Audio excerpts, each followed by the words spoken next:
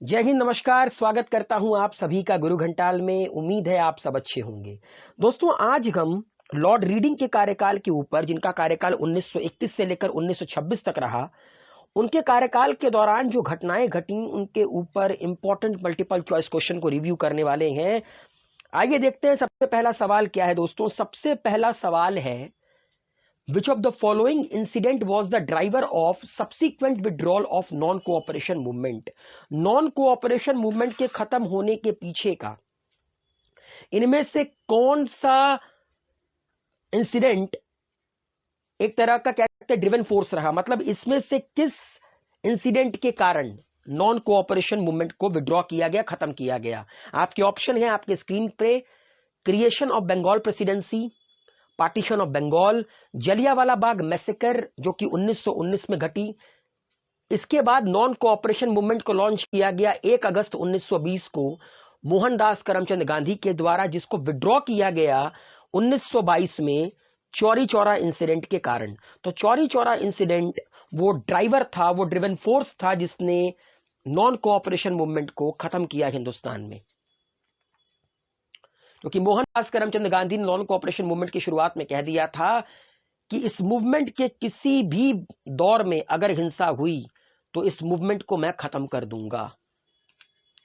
Next, Chauri Chaura incident जो 1922 में हुआ, उस वक्त हिंदुस्तान के वायसरॉय कौन थे? आपके ऑप्शन है Lord Hardinge, Lord Chelmsford, Lord Willingdon या लॉर्ड रीडिंग। सही उत्तर है दोस्तों लॉर्ड रीडिंग, जिनका कार्यकाल 1921 से लेकर 1926 तक रहा।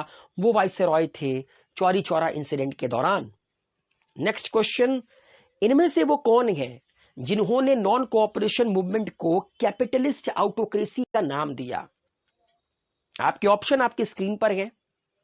सही उत्तर है श्रृंगारवेलु चेट्टियार ने नॉन कोऑपरेशन मूवमेंट को कैपिटलिस्ट ऑटोक्रेसी का नाम दिया।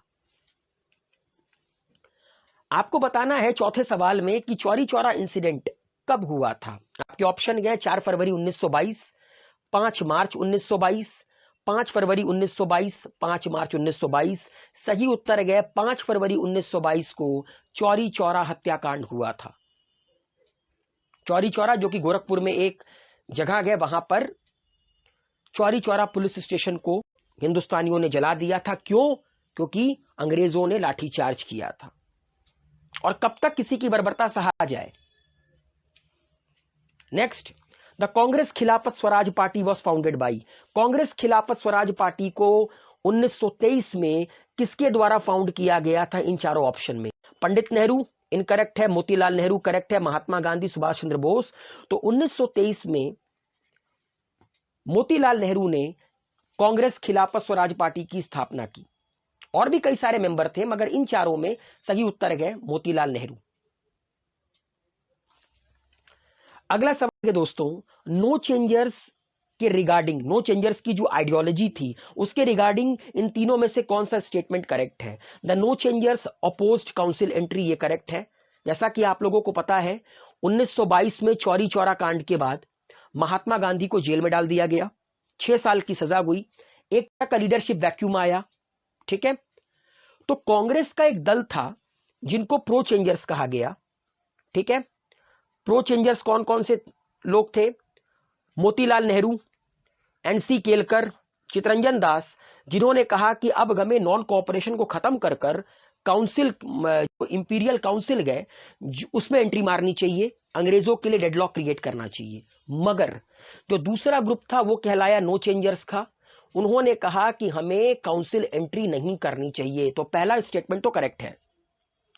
दे advocated concentration on constructive work and continuation of boycott and cooperation. No changers चाहते थे कि महात्मा गांधी भले ही जेल में है, मगर महात्मा गांधी की सोच, महात्मा गांधी की धारणा हमारे साथ गए, हम नॉन कोऑपरेशन को, बॉयकॉट मूवमेंट को कंटिन्यू रखेंगे। तो दूसरा स्टेटमेंट भी करेक्ट है।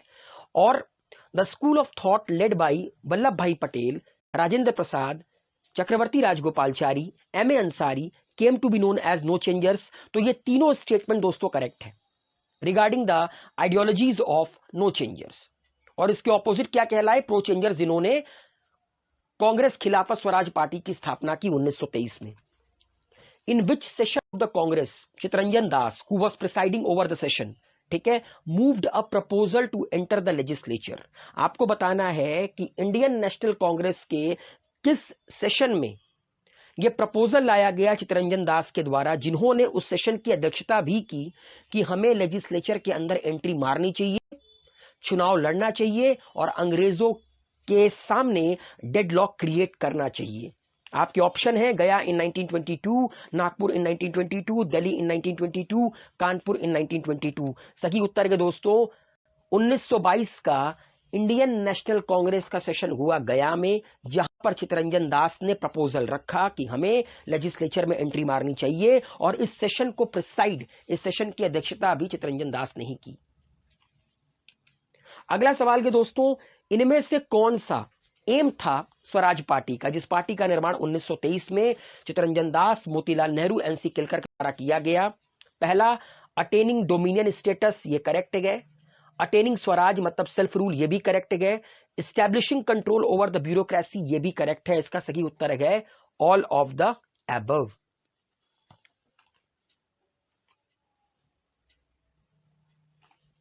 नेक्स्ट, 1923 के सेंट्रल लेजिस्लेचर में 104 सीटों में से कितनी सीटें जीती स्वराज पार्टी ने?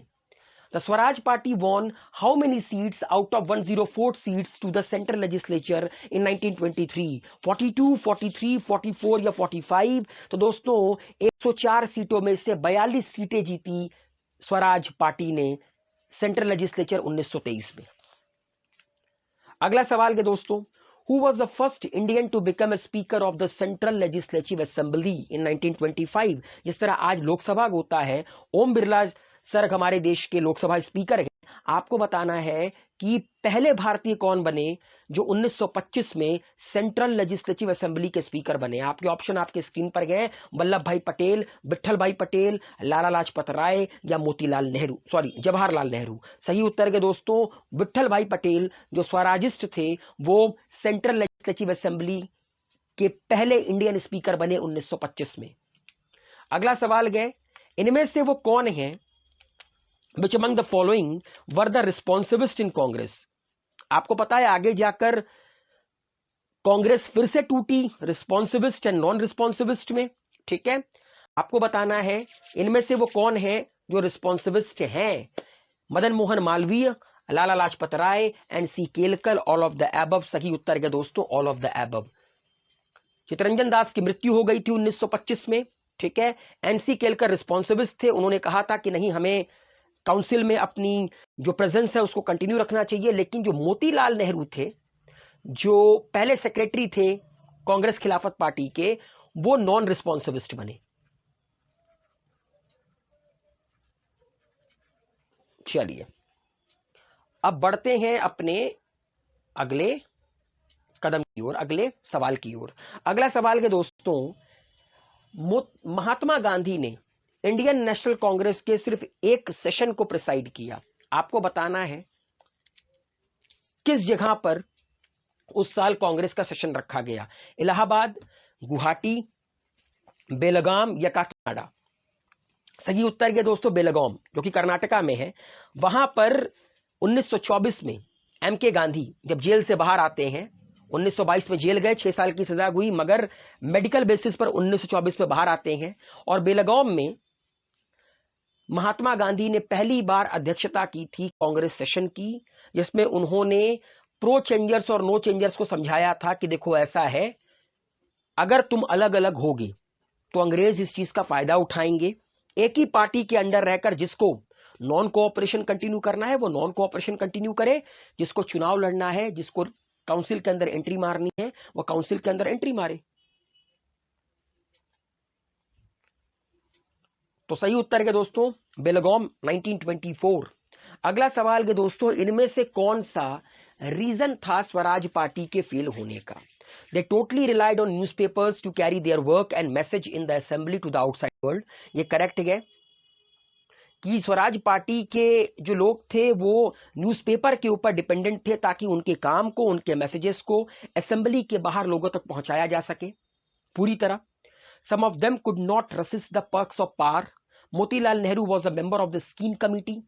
And A Ramaswami Iyengar was a member of public account committee. कई सारे स्वराजिस्ट ऐसे थे जो कुर्सी का पर्क होता है, जो उसकी चमक धमक होती है, उसको रेसिस्ट नहीं कर पाए। मोतीलाल नेहरू मेंबर बने स्कीम कमेटी के, ए रामास्वामी अयंगर बने पब्लिक अकाउंट कमेटी के मेंबर। और ये करने क्या गए थे? ये करने गए थे डेडलॉक क्रिएट करने, मगर ये भी कहीं ना कहीं कुर्सी के चकाचौंध में फंस गए। The death of C R Das in 1925 further weakened the party. तो दोस्तों ये तीनों कारण है स्वराज पार्टी के फेल होने का। अगला सवाल के दोस्तों कि स्वराज पार्टी कांग्रेस के साथ मर्ज कब हुई? 1934, 1935, 1936 या 1937? सही उत्तर के दोस्तों 1935 में स्वराज पार्टी कांग्रेस में मर्ज हो जाती है। The Madras province Swaraj party was establish under the leadership of. देखिए आप लोगों ने यह पढ़ा, मोतीलाल नेहरू, एनसी केलकर, चितरंजन दास ने स्वराज पार्टी का निर्माण किया, कांग्रेस खिलाफ स्वराज पार्टी। ठीक उसी तरह मद्रास प्रोविंस के स्वराज पार्टी का निर्माण इसमें से किसने किया? ठीक है, एस सत्यमूर्ति, एस श्रीनिवास अयंगर, इन दोनों ने मिलकर, बोथ ए एंड बी, या इनमें से कोई नहीं। सही उत्तर है दोस्तों तो एस सत्यमूर्ति और एस श्रीनिवास अयंगर, इन दोनों लोगों ने मिलकर मद्रास प्रोविंस की स्वराज पार्टी का निर्माण किया। अगला सवाल के दोस्तों आपको बताना है कि इनमें से कौन सा स्टेटमेंट करेक्ट है। Moplah uprising was an agrarian movement. The Moplah peasant revolted against the Hindu landlords oppressive policy. Oppressive policy ये 1921 में हुई थी केरला में। दामाद को, सन इन लॉ को मलयाली में मोपला कहते हैं।